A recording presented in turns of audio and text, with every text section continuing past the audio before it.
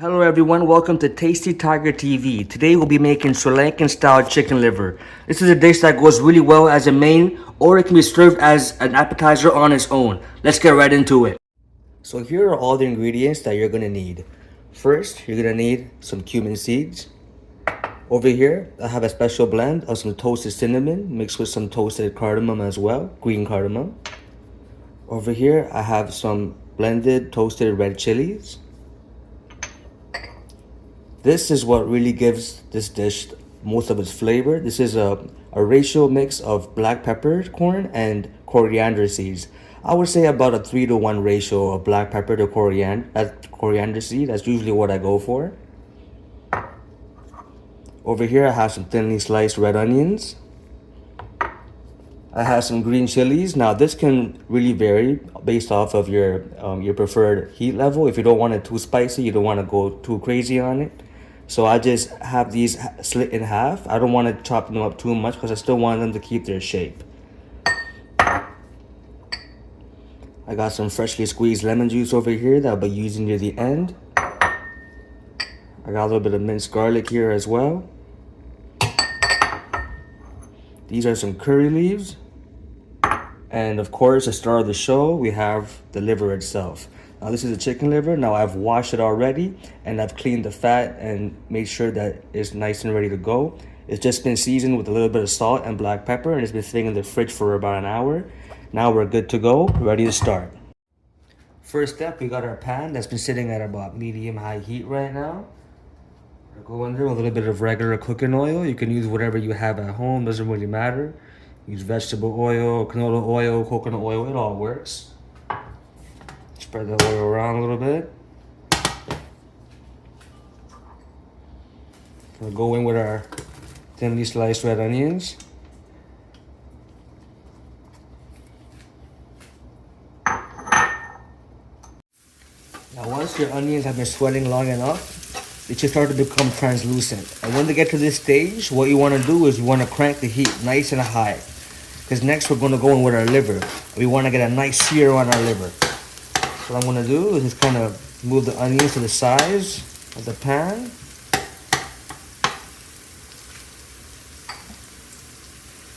We're going to grab our liver right there and go straight in with it. There we go. That sound you hear, that's the sear that we're hearing. You want to just leave it untouched for about a minute. Once a minute or so has passed, you're going to notice that the liver will start almost popping a little bit. Don't be scared because what's happening right now is just the liver releasing the water that's stored inside. But once you start hearing a little bit of pops like that, what we're going to do is we're going to stir the pot.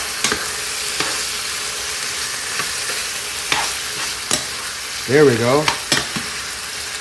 It's always best to cook liver on high heat because that's the fastest way to get all that water out. Get a nice sear on it, and that just elevates the flavor.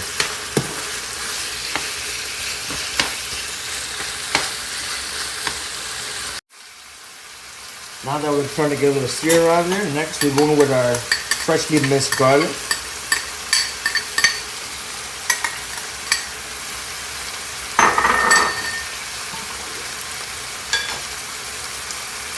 We're going to take just a couple cumin seeds, just crush it up under your palm just like that, and it'll go right in there. You can grab a couple more if you want. This is great. A nice undertone to the liver, and it really elevates the flavor. Next, we're gonna go in there with our green chilies. I don't like to put them in too early because I still like when they keep some of their flavor. I don't want them to, get too burnt out and get, really minuscule inside. And then what happens is they shrink. And then at the end of it, you can barely even find them. But I like when I can still, know that they're there.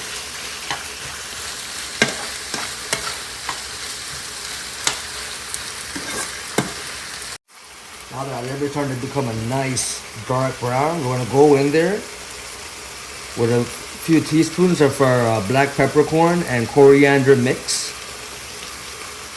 And you don't have to toast the spices in advance, but I personally do because it just elevates the flavor of it all. And once you put this mix in there, you can see it will take on a different color. And while we're at it, we're just gonna go in there with our crushed red chili flakes as well. Now that we're at the stage where most of the water from the liver has almost cooked down, it's about 75% there. So usually for about 1 pound of liver, I'll go with about a half tablespoon of salt, which is what I did for the marination step. And at this part, I'm gonna just sprinkle a little bit. You don't have to do this, the salt just matters towards taste. Next, I'm gonna go in with our little mix that we spoke about earlier. This is just our cinnamon and green cardamom mix. Now what this does is it gives a nice aroma towards the chicken liver, and it'll just lighten up the dish right at the end of it. With liver, what you want to do is try not to stir it too much. It's not a curry, it's not a gravy, you know? The more you leave it, just like that, every pop you hear is water releasing from the liver. What this does, it just gives us a nice, more flavorful chicken liver at the end of the dish. Now you see that after a few minutes of just letting the liver cook, the seasoning has really stuck onto the liver. And once the popping sounds are starting to reduce in frequency, you know that the liver is pretty much ready to go. So at this stage, what we're gonna do is get some of that freshly squeezed lemon juice we had from earlier and just go all around the pan. And what that's gonna do, it just give it that right bit of acid near the end, and what this would help is tie all the flavors together, like the spice and the salt and the heat from everything in the pan. The lemon juice will really help bring it all together. Now that your pan is nice and deglazed, you can turn the heat off on your stove. Your liver is all good to go. And there you have it, folks. Sri Lankan style spicy chicken liver. Wow, look at that.